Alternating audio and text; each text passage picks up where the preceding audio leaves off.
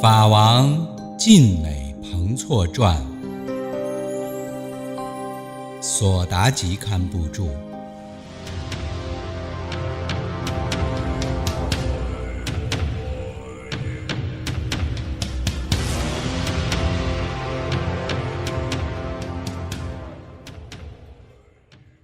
枪声中的讲经。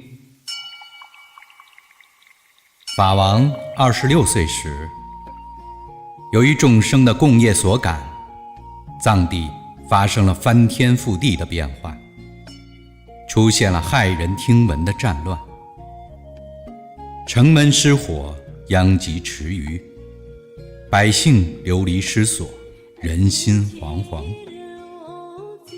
更令人痛心疾首的是，神圣的佛教遭遇灭顶之灾，寺宇不是被封就是遭毁，持教大德有的去入涅槃，有的身陷囹圄，有的含泪诀别故土，侨居海外。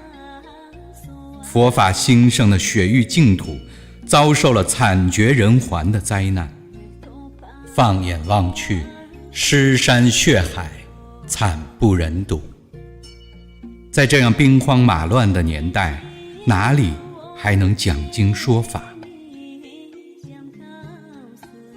令人难以想象，就在施宝境处，法王搭起茅棚，建立道场，周围驻扎着许多军营，但他每天坚持为60几位眷属传讲七宝藏为主的显密法要。雪山雄狮般的岩石作为他们的堡垒，郁郁葱葱的森林作为他们的屏障。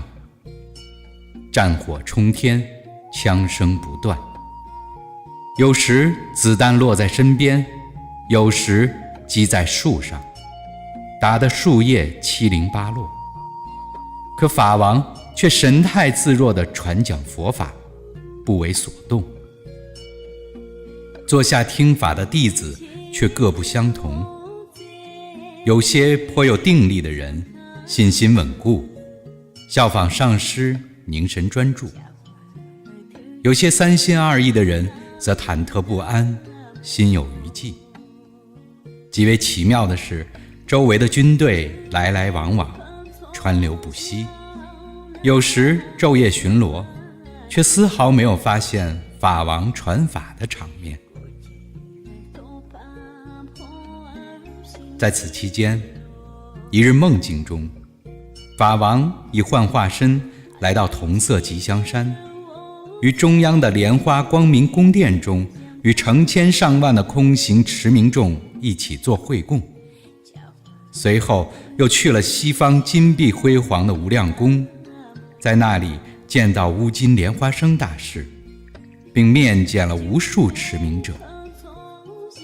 空行勇士们喜气洋洋，为欢迎他的到来载歌载舞，唱起悦耳动听的金刚歌，跳起轻盈明快的金刚舞。莲花生大士赞扬了他在枪林弹雨中讲经说法之举。如今拉荣五明佛学院最为广泛传唱的金刚歌音调，就是法王那一次在同色吉祥山听到的。